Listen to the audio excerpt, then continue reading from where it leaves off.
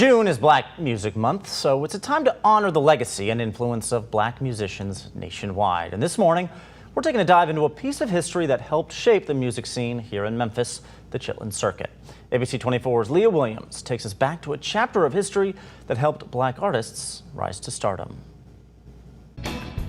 Lord have mercy. Some of the biggest Black musicians of all time. You had Bobby Bland.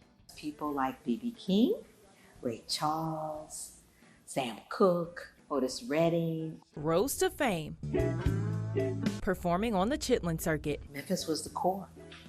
It was the core of the Chitlin Circuit. The Chitlin Circuit was a network of venues where Black musicians were free to perform during the Jim Crow era without facing discrimination. During the Chitlin Circuit's prime, from the 1930s to the 1960s, Black musicians weren't allowed to share a stage or even an audience with white musicians. That Chitlin Circuit, that's the only place we could play.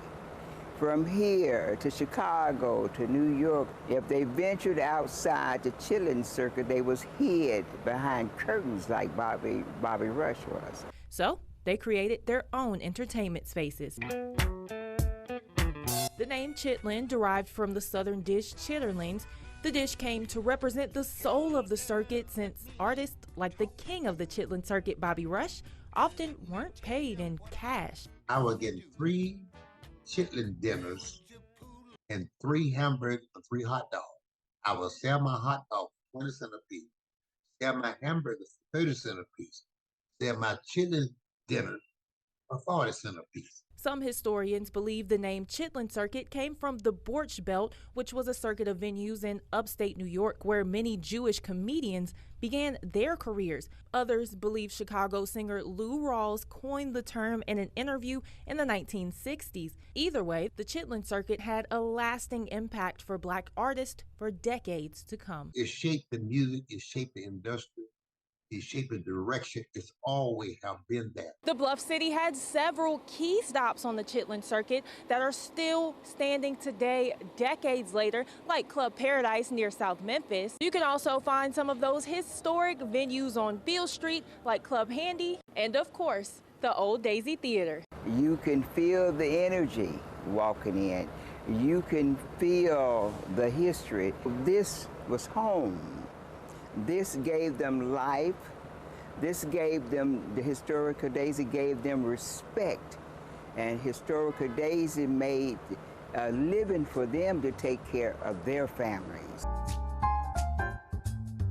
Jazz, rock and roll, R&B, and blues filled Beale Street on the weekends. During the Chitlin Circuit's heyday, major Black musicians like Aretha Franklin and Bobby Rush performed on Beale Street often, but weren't welcome many other places downtown. We could not venture off Beale. At that time, working on Beale Street, we come as Black men, we couldn't even go on Peabody because police would stop us and use the N-word and run us back on Beale Street.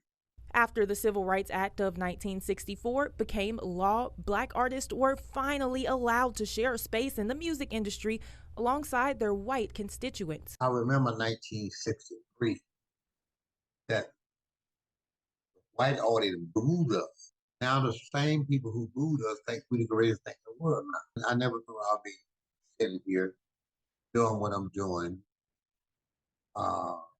with the audience that I'm having now. The Chitlin Circuit was a movement that still lives on today through the music,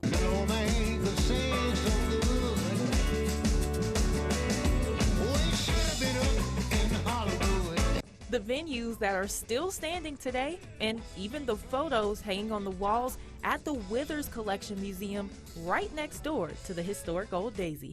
That's the importance, is knowing the history and understanding our roots. In Memphis, I'm Leah Williams.